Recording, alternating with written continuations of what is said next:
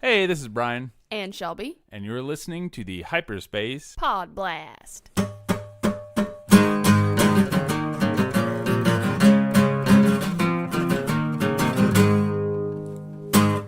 Aren't you a little short for a podcast?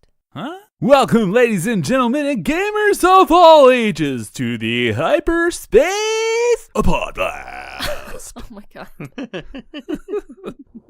Yep, I feel like I've done something like that before, but I don't even care. So Shelby, who do we have with us today? We have Sugi from the Knights of Ren Podcast again. Hello! Hey, how are y'all doing? Doing well, man. Thanks for coming. If you haven't listened to the first episode we had with Sugi, it's a gem. So Sugi is from, as Shelby said, the Knights of Ren Podcast, which is a Star Wars Destiny podcast. And if you don't know what that is, I'm going to say go listen to our other episode to get the lowdown and dirty. Basically, it's a Star Wars collectible card game with dice. That's a good way of putting it. That's a very good way of putting it. Yeah. It's a true statement. We have dice. We play with cards. Ta-da!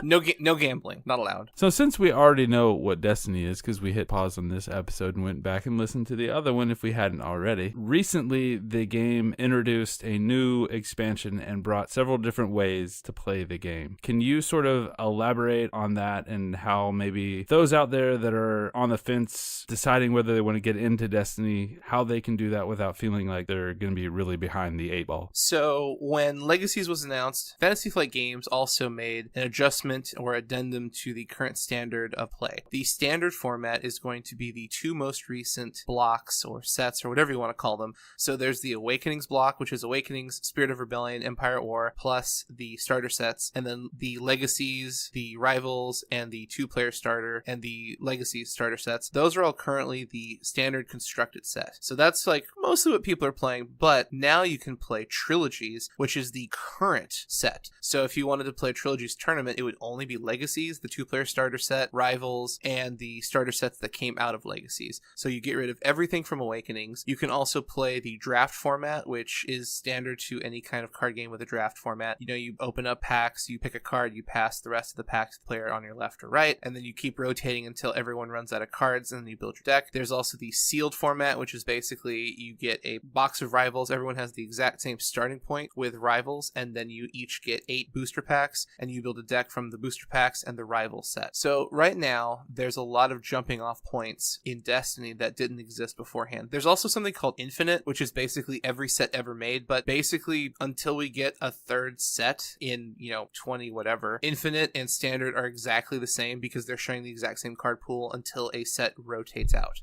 So there's a lot of really good options. If you want to get into constructed, that's fine. There's a lot of great things you can do. If you're just not someone who wants to play in a constructed environment, if you're more interested in like drafting, building your collection, and playing kind of by the seat of your pants, sealed and draft is absolutely for you. And if you want something kind of in between, Trilogies is actually my personal favorite in terms of constructed sets, because Trilogies only has one, booster set, one starter set, and then the Rivals draft pack offers maybe 2 or 3 cards that you would actually want to use in a constructed environment. And Trilogies, it's a much smaller card pool, and it's much more interesting at the current moment, just because if you don't want to spend money on 4 sets and all that stuff, you can just buy into Legacies by itself and play in tournaments with just that set, and you're fine. Like, that is a completely legal and legitimate format. In fact, the Galactic Qualifiers, which is essentially like a Pro Tour qualifier type of event, it's pretty high. They have Trilogy formats, so you could start playing in Trilogies. You don't have to spend a lot of money, and you can win some very seriously cool prizes just with Legacy. So there's a lot of jumping off points for anyone who's never played Destiny and is wanting to get their feet wet. And I think that's great for the game because that has never existed until about a month ago. Yeah, I think that the Trilogies is really cool. And just for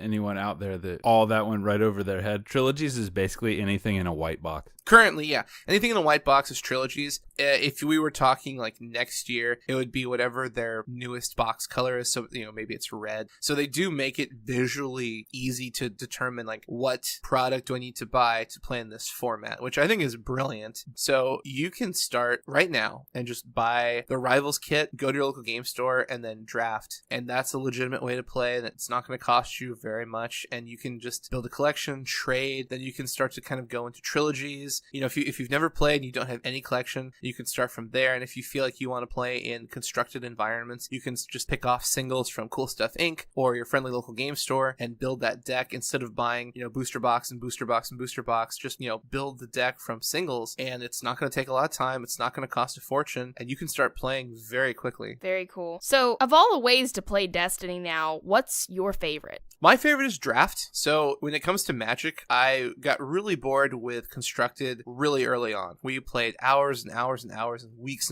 of construct tournaments. And after, maybe a month or two, it was basically the same decks over and over and over and over. And that just became infinitely boring to me because my deck could be, X and Y, but it would lose to 1 and 2. So if I saw 1 and 2, it's like, okay, I don't even care. If I saw X and Y, okay, I'm probably going to win. And then if you saw some kind of weird rogue deck, it's like, okay, this might actually be an interesting game. So after you do that, week after week after week, you just kind of get bored. And when I found sealed and limited and draft, that piqued my interest because your skill is much more important than the cards you brought to the table. Your ability to look at a pack of cards at random and determine what is the most useful card in this pack, what is the most useful card to me in this pack, and how can I synergize with all the cards in this set, especially when you're only, given a few seconds. You got to, look at the pack, make a decision, pull a card, pass, look at the next pack, and then you have to remember, like, if there's 4 or 5 people or even 8 people, once you've seen all 8 packs, you have to remember what was in each pack, so that way when the pack comes back to you, because usually you'll see your pack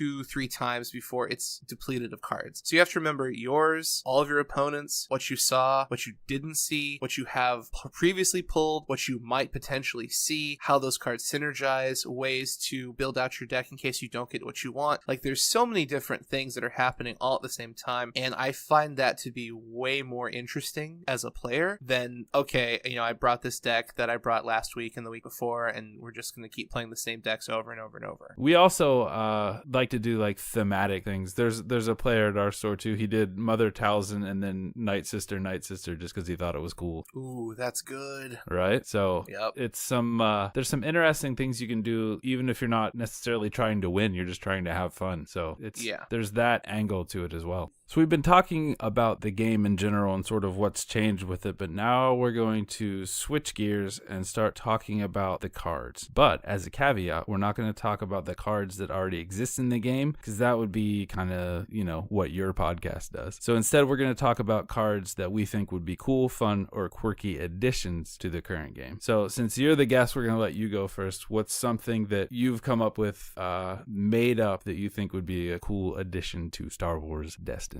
Okay, so I'm going to preface what I say with a couple things in case you've never seen this game or played this game. So that way the words I say make sense because I like pushing strange alternate win conditions to card games where you really have to look at the card and think for a moment like, what the heck is this supposed to do? Because those are the cards and decks and archetypes that intrigue me the most. I'm not an aggro player. I don't like linear or clear-cut decks. Because I feel like, to me, that is incredibly boring because I can just look at this card and go, okay, this card is meant to do X or this card is meant to do Y. So as long as I follow that path, I'm going to, follow the strength of this character and this card effect, and I should win. But if a card does really bizarre things and it forces you to creatively use that, I feel like that is a more rewarding victory because I had to figure out like the puzzle piece of what this card is and then implement my own playstyle to, in tandem with this very bizarre card effect.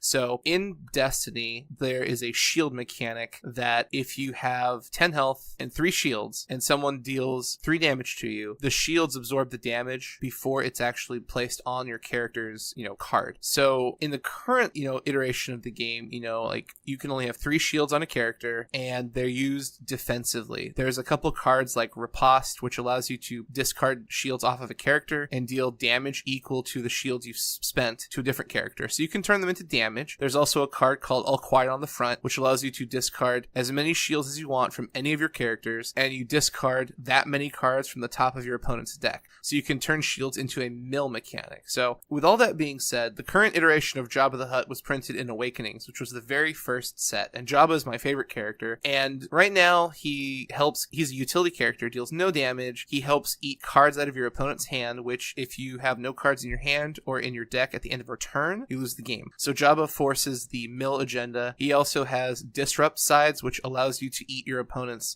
resources, which essentially is the mana of the game. So you have to spend resources to play cards and deal damage. So if you don't have resources, you're very limited in what you can do. So Jabba just kind of sits around and kind of messes with your economy. If you don't have cards in your hand, you can't do special effects. If you don't have money, you can't play those cards. He has a focus side, which allows you to flip your dice into sides you really want. And that's really interesting. But in the current version of Destiny, he's kind of getting outpaced with better utility characters, higher damage being dealt, and the numbers on his dice are much less impactful than they used to be when the game first started. So I would love to see a Jabba the Hutt that is way more scary, just because, like, you know, this is like a gangster, like one of the kings of the mob in the Star Wars universe. So I want him to sit on the table and you're just like, oh my gosh, like, how do I deal with this character? Also, in the current iteration of Destiny, you can only have 1 or 2 dice on a character, and there's up to 30 points in a deck when you're building your team. So the first thing I want to see with this Jabba is 3 dice for 1 character. So I'd love to see I'd love to see a 30-point cost for 3 dice. Like his single die can't be lower than like 14 because you could pair him with something stupid. So I would say like 14 for a single die, like 23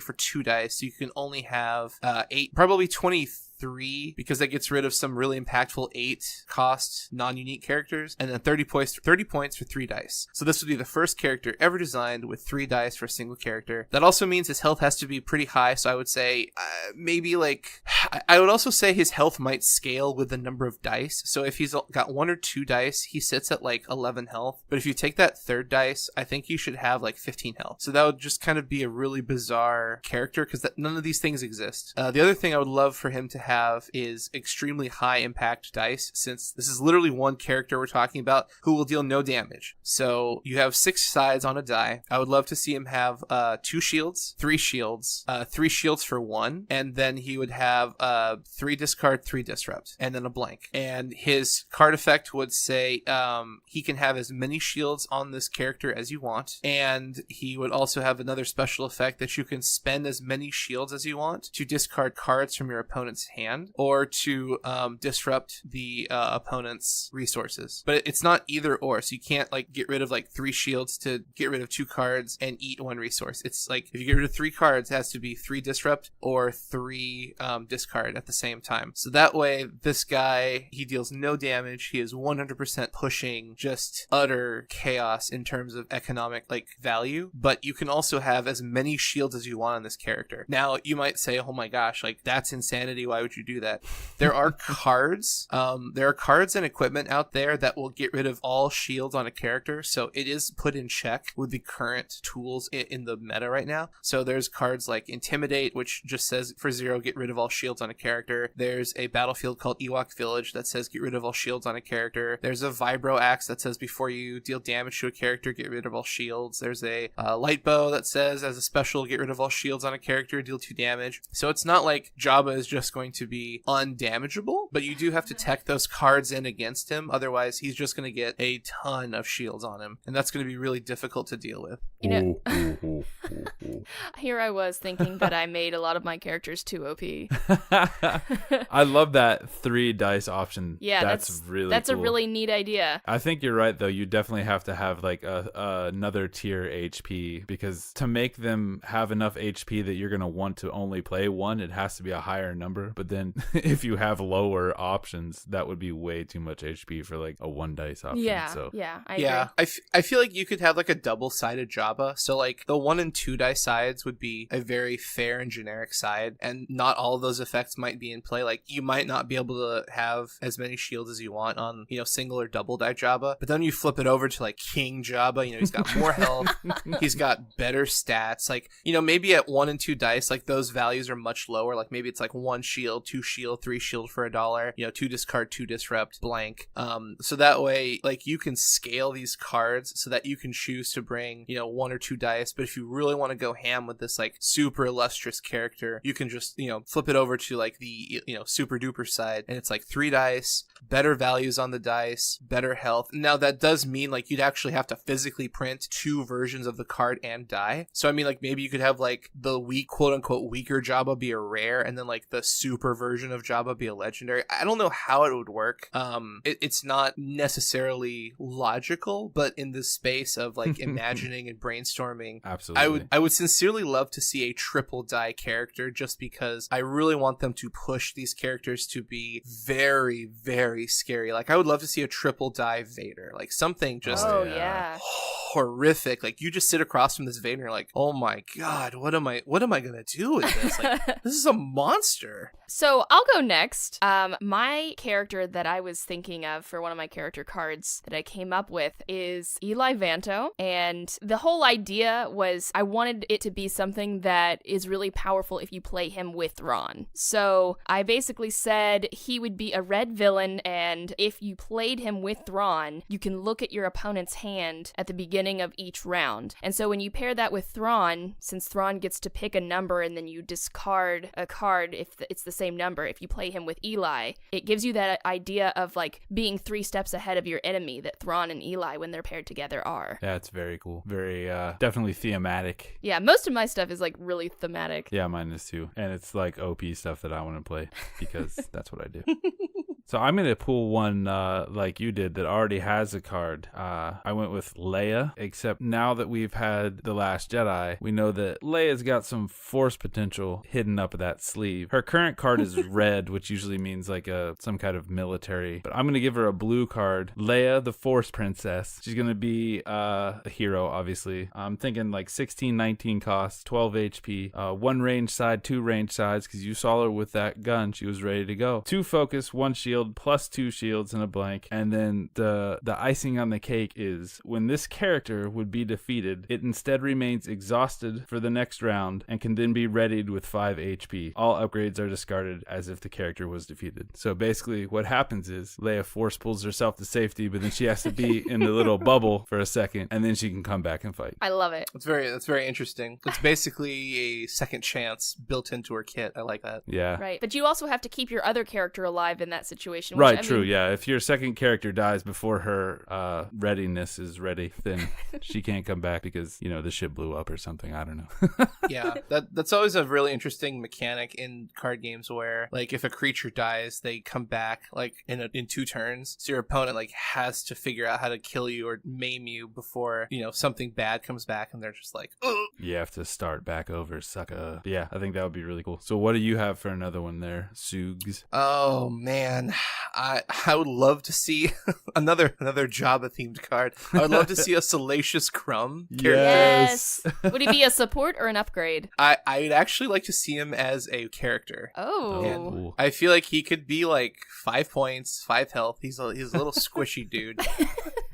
But his stipulation would be you can't deal damage to him if there's a Jabba the Hutt on the table. Oh, nice. So you can't actually target him with damage. Like, you could deal indirect damage, which is a new form of damage. So the way indirect damage works is it's just purely a value, and you declare that value as damage to your opponent, and they get to pick where that damage goes. So, like, with Salacious Crumb, you could say, I'm dealing, like, 5 indirect damage, and you could choose to put some damage on Salacious Crumb, like, yourself. But your opponent couldn't just say, I'm going to shoot Salacious Crumb, or I'm going to stab him. Like, they have to go after Jabba first. And I don't think his dice should be extremely impactful, but I think they should be very consistent. So it would probably be a lot of disrupt. So it'd probably be like 1 disrupt, 1 disrupt, 1 disrupt, 1 discard, 1 discard, because he's just going to be there to annoy the belligerence out of you, and you're just going to be like, oh my god, like, leave me alone. So he should be pressuring your economy. Maybe it would be like 1 disrupt, 1 disrupt, 1 disrupt, and then like special, and the special effect is like you take a card off the top of your opponent's deck. Like, once again, like, this should synergize well with Jabba, where you're pressuring them to,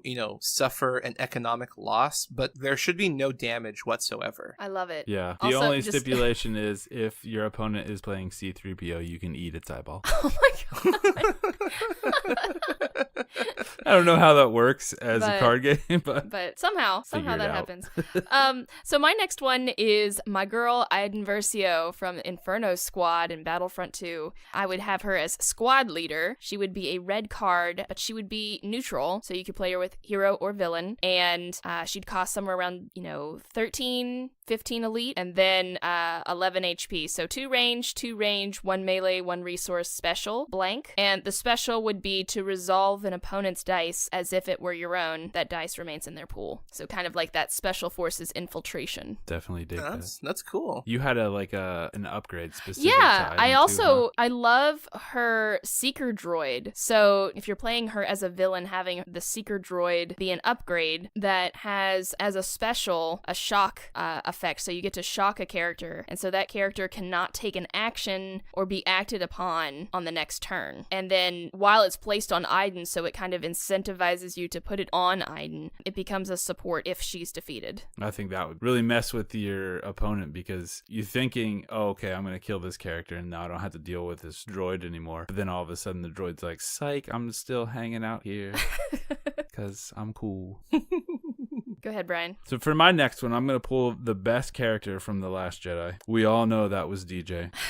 Hands down. Oh, no. Mr. Don't Join, out for himself. He is going to be a gray neutral character, so he fits in nowhere because he's completely for himself. I'm thinking 13, 15 with 11 HP. We're going to do 1 range, 2 range, 2 range, 1 disrupt, and a special, and a blank. He's not OP like Yoda and has no blank. In his special will read, you can reverse whatever your opponent did last turn back on them. Because, he flips the tables on people. That's interesting. They blow you up today, you blow them up tomorrow. Blip, blop, blip. Oh, boy. Love that would actually be, depending on how that's phrased, that could be a very interesting mechanic. Yeah, I can see it working if they just resolve 5 damage against you, you just immediately resolve 5 damage back against them. Take that, sucker. Could be awesome. But I think we need a DJ card. I don't care what it says. But yeah, I wouldn't be surprised if he shows up somewhere. Yeah, I think we'll probably get more The Last Jedi stuff in the next set to come. Oh yeah, absolutely. I think that's very likely. Cool. So speaking of the next set to come, do you have another one for it? Yeah, so you probably figured out my theme is very economic central. So I would love to see a Watto character. Oh, nice. And he would be a neutral. He might be yellow or gray, probably yellow, since that's more of his theme. And there's a fun mechanic I would like to see that's negative dice. So you know how you have the red blank and the blue plus modified side? As soon as I saw the plus, I immediately assumed okay, if blue is the positive, there has to be a negative. So I would be really curious to see if Watto had negative values on his dice, and you could resolve them against your opponent's dice. So essentially, you would have you'd have a negative resource, a negative 1 resource. And so what you could do is if your opponent had a 1 resource showing, you could resolve your die and their die, and they get basically neutralizes the die. So it's a 1-to-1 type of removal effect. If they had a 2 resource die, you could still resolve your -1 and their 2, and they just take 1 resource. So you're pressuring your opponent's die faces, and you're removing their dice and giving them probably what they don't want, because you're probably going to want to roll out damage. But if you roll out a shield, and Watto has a negative shield, you can resolve your Watto die against your opponents, and they get nothing, and then their die is gone, which they probably wanted to try and use for something else. That is really cool, actually. Yeah. I'm just visioning how much that would mess people up. I like it. It seems your whole shtick is to mess other people's gameplay up, and I like it. I'm a control player, so everything I do is to control the pacing of the game, the environment of the game. So I don't want you to have anything I don't want. I don't want you to do anything I don't approve of, and I want you to just bang your head against a wall as many times as humanly possible. Well, then you'll love the idea for my next event card. Is Boar Gullet as an event. So it's a yellow card, and Boar Gullet knows all. So you choose your opponent's next action, and it cannot be a pass or claim the battlefield. Oh, that's really nice. I like that a lot. Yeah. Plus, I just want some Boar Gullet art on a card to throw down. Boar Gullet! Yeah. Put it down and then you just slide it toward them Real menacingly. That would be very funny. It would be funny, and it would be horrible, too, at the same time. All right, I'll finish this off. I'll do one more. We're going to do a plot, and what a plot is, I don't think we've gone over this. Basically, it's if you're running characters, you can add up to 30, and say you're at 27. You can get a 3-point plot to fill in that gap up to 30, and they usually do just one little whatever thing. There aren't very many that are super powerful. But for mine, it's going to be #HotCallus. It's a 1-cost plot that allows you to play Callus as a hero instead of a villain, and then I would match him up with Maz, and he would be awesome. I think that's a very interesting design space, especially for characters that in canon go back and forth. Like, right. Asajj Ventress does that. You've got Quinlan Voss. Callus, the same thing. You could argue Ezra goes bad. So I would love to see ways to take established characters and flip their allegiance. Yeah, that would be really cool. I do not think at the current iteration of Destiny that was considered, especially if you throw Ezra into villains. I don't think that's fair whatsoever because he's just way too good in hero, and he's also going to be ridiculously good in villains. But like going forward, if they have neutral characters, kind of like the new Anakin coming out in Rivals is a neutral blue character. So it kind of represents him being good but conflicted and, starting to tamper with the dark side. So his card says you can't have a Darth Vader on your team, so you can't have like a giant gaping plot hole where it's like here's Anakin and a Darth Vader. Like that doesn't make any sense. But you can play him on either good or bad sides. So, being able to take pre-established characters like this current Callus is a villain, and if they were to make some kind of plot or a card effect, say you can now make the, villain Callus a hero, I think that'd be great. Like that's great space because you can print cards as neutral as you go through the game. But I think it's also interesting to make older variations of cards more playable, like maybe in set like 6 or 7, like a year and a half down the road, like this plot comes out. It's like, oh, you can play Callus as a hero. It's like, wait, what? Yeah, that right. opens up like an entirely new space for that character and for decks to be played. And I find that to be good for the game because this character is not relegated to just villainy. Like now you can play them in other character combinations, other teams, other things you might never have thought about because it just wasn't available at the time. #HotCallus. Heard it here first. Awesome. Well, thank you so much for being on the podcast today, Sugi. We really appreciate it. Oh yeah, it was a blast. I love coming on the show and just talking. Like designing cards, I think is really fun. It's extremely complicated, and big props to Jeremy Zorn who took over for Lucas Litzinger. He's doing a really good job, and the game is in a really good spot. But it's not easy to design a card. Like it takes hours and just hundreds of play tests, and accounting for one card in the pool of almost 200 is just, it's very impressive how they do it and how well they're doing it with such a new game. Yeah, absolutely. I feel like the more cards they have, the more intricate and delicate a process it becomes because there's so much to work with, and players are so good at taking things that you thought were going to be somewhat innocuous and being like, okay, well, if I do this and this card becomes overpowered. Yeah. It disrupts the balance of the force. I'm sorry. Well said. All right, Sugi, why don't you tell the good people out there where they can find you on the interwebs? Well, they can find us at Knights of Ren Podcast. We are all over the place in the Star Wars Destiny community. On Facebook, we're Knights of Ren Podcast. You can find us on Twitter and Instagram at KoR Podcast. And we do a weekly show where we talk about all kinds of stuff. Most recently, we've had a lot of regional winners on talking about the decks they played, the meta tips they have, the tech tips, the tech cards that they're playing to help counter, bad matchups. We just recently did an entire show where we sat down and talked about the top 8 meta decks that are being played, and we described, what they are, the lines of play, how to beat them, and if you're sitting across to them, like what you're expecting them to do and how they're going to be doing that. So we're just really getting into a lot of high-level competitive stuff, and we're also talking about on this week's show that we're going to be releasing very soon, it's a budget episode. So we're talking about budget cards that are impactful in the meta. We're talking about decks that that can be very functional at, less than $150. So that way, if someone wants to play, but they don't want to allocate a lot of money, we've got shows to explain what decks you can play, what cards you can play, and then what to expect if you go to a tournament and how to beat the decks you're sitting across from. So it's all about right now just getting information out to the community, new players, old players, veterans, just about where Destiny is and, what's going on. So that way, everyone as a community is growing and everyone has a very fair and equal chance to win games. It's just dependent on how much time they want to invest into their deck and into their knowledge and understanding of how the game works and increasing their own personal skill level. Awesome. As always, you can find us at hyperspace_pod. You can email us at hyperspacepodblast@gmail.com. Or check out our website, hyperspacepodblast.com. And that's it. Thanks for coming, and we'll see everyone later. Bye, guys. Bye. ¿Y chuta solo?